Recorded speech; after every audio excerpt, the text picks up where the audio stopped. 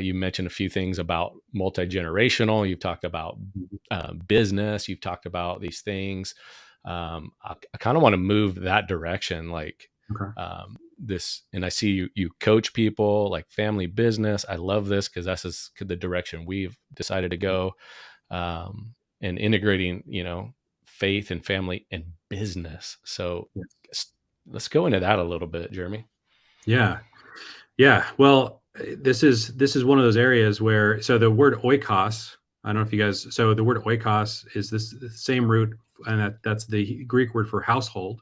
Hmm. It's where we get the word economics. And so the economics, the whole idea of economics really, for so long, really flowed out of the household. And you see this in cultures, not just in ancient cultures, but all the way until about 120 years ago. I mean, at the turn of the 20th century, from the 19th to the 20th century, about 70% of America lived on farms. And so you could think of 70% of America were small business owners. And many of the people who didn't live on farms had various trades. And so you had almost like something close to a 90% ownership, where your typical family would own an asset that is generating income that they were working on together as a team. Like that was normal, and that was very common. And so what we just haven't really assimilated or gotten over what happened during the Industrial Revolution. When all of a sudden you have you basically create machines, and those that have a lot of capital, create manufacturing in a way where everyone, they can employ hundreds of people. And so people started leaving those small businesses and those small farms and began to work in factories. And so this really re-engineered the family. And so many of us don't remember what things were like before that, from a family perspective. And so then I think as Christians who, when we get hit by these technologies and these tectonic shifts of culture, we need to ask if God had a design. And there's a couple of places where I think you can go and ask the question, like, were families designed to own assets or not, right? One of the places I think is in Genesis 1, the first time we're introduced to a family. What kind of a family was it? What was it? The typical nuclear family. And, when God created the first family, he tells them, be fruitful, multiply, subdue, and rule. So he gave them a mission, and he gave them a mission that required them to work together and required them to work across generations. That's why we think that the Genesis 1 blueprint of family is not a springboard for individual success. It's not a nest, it's a team. It's a multi-generational team on mission. So the family has within it the design to work together. And so then you look at another probably really helpful area is when God set up Israel, he gave every single family a plot of land to work together as a team, and essentially they were to grow 4 different kinds of crops: grain, they were olive oil or oil for their energy, grain for their bread, livestock for their meat, and vineyards for their wine and for celebration. So you had every family was stewarding these various assets, and then God designed a system by which the economy was, through the Sabbath year and the year of Jubilee, that there would not be this drift towards 2% of the families owning 98% of the assets. Like that drift is very natural. It's happening in our country now. It happens in every country. God was the only person I know in human history that figured out a system to stop that, in order to create a whole country of asset owners within families. And there's a huge cost to the family not owning assets and not working together as a team, because then you basically take the most productive times of your week and you hand them over to other people. And this creates something where it makes it very difficult for the family to cohere and understand its identity. Essentially, you're a father who's like 45 has to go and ask an employer if he can take his family on vacation. I find that incredibly emasculating. Why would I need to ask another man if my family needs to go away? Well, of course, you're going to have to do that if you're serving another family. And that's essentially what we've said as the ideal. Now, I know there's times where that's necessary, but Hmm. what I really want to push back on it, that is not ideal. Like, if you got a 25-year-old guy who's thinking about what to do with his life, we should not be trying to make that Christian young father a great servant of another man's family. We should be training that man how to build his own assets. And so that by the time he's 45, 50, 55, when he's a grandfather, he has the opportunity to work with his family, and that they have the opportunity and the option to work with him. And that's just the basic family design that you see in the Old Testament. And I don't really see a better way of living. And why aren't we shooting for that lifestyle? I know that there are conditions under which that's unrealistic.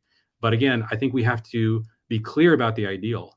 So I think the ideal is asset ownership. And our country was built this way. I mean, virtually what was going on in the old world was that people, because the aristocracy had basically owned so much of the land, these immigrants that came to America originally were so frustrated with that. And so you did have that initial wave of religious immigration, but the economic immigrations that came after that were coming during things like the Homestead Act, these families were so everyone understood, every family understood this was the goal. Like, we might not get there in my generation, son, daughter, maybe you can get there, and I'll do everything I can to sacrifice my life so that maybe your family can own an asset, can own some land, can own a business. But we all knew back then that was the goal. Today, we train people to not think this way, to think basically that the goal is to get a specialization, some kind of skill that works as a tiny part in a massive corporation or organization, to be a tiny cog in some machine owned by another family. And I don't know why we bought into this, but this is just a really bad idea, and it tears families apart. Jeez, I'm over here just nodding my head the whole time. I'm like 100% with you on this. Like, this is kind of the route we went to. And um, I had a friend and colleague kind of introduced me and red pill me into that like mindset. Like, I used to think I had the best job. I was a firefighter. Mm. And if I did have a job, I think that is the best job. Now I've left that job to go buy businesses and buy assets that cash flow. And so I'm right there with you, but it took a mindset shift to even go that way because it's not safe. It's like risky. Right. And we're told that, and in some ways it kind of is, but you can curb that with certain things. But I like that you said we should be building assets, owning assets. Like, that's the mindset. And even the assets go generational. That what That's if you right. acquired all these assets and then your kids get to come up and manage them with you, and then you get like that's one of my goals too, is like I get that time with them, right? That's right. And it's like I don't just go to my job. And for me, it was like I'm sleeping at a fire station for 2 days, and then you go to your school, and you go to your career. It's that no, I get to actually be with you during that time and teach you how a godly man does godly things in an Right. ungodly world, right? Right. Um, Yes, exactly. That's and the Deuteronomy 6 mandate, is to, if you were to study the entire scripture and ask, what is a child supposed to do? What do you do with childhood? There's a lot of time. You've got all that time, and you don't see anything like, you put your children in an educational system. That's not there. I'm not saying it's a bad idea. It just doesn't exist in the Bible, as a mandate. So I as a father was like, does the Bible describe what does a child do with their time? I mean, I'm stuck stewarding for 5 kids all this time, and you said it, like, probably the most clear verse in the entire scripture on what children do with their time is in Deuteronomy 6, where it says that, talk to your kids while you walk along the road, when you lie down, when you get up, it basically is describing a father living an integrated life with his children, a mother living an integrated life with her daughters, where they are demonstrating what it's like to build a family, build a household. Now, I think we live in a complex world, and our kids need, a lot more education than they did back then. So I'm a big favor of figuring out ways for us to give them that education. But I don't think that we should leave behind that basic idea that everywhere you go as a father or as a mother, why not have a child with you? Like, why not integrate with your children?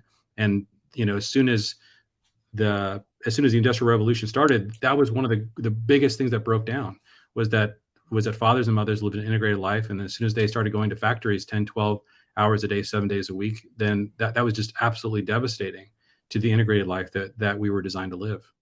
if you like that clip and you want to watch another one, click right here. If you want to watch the entire interview, click right here.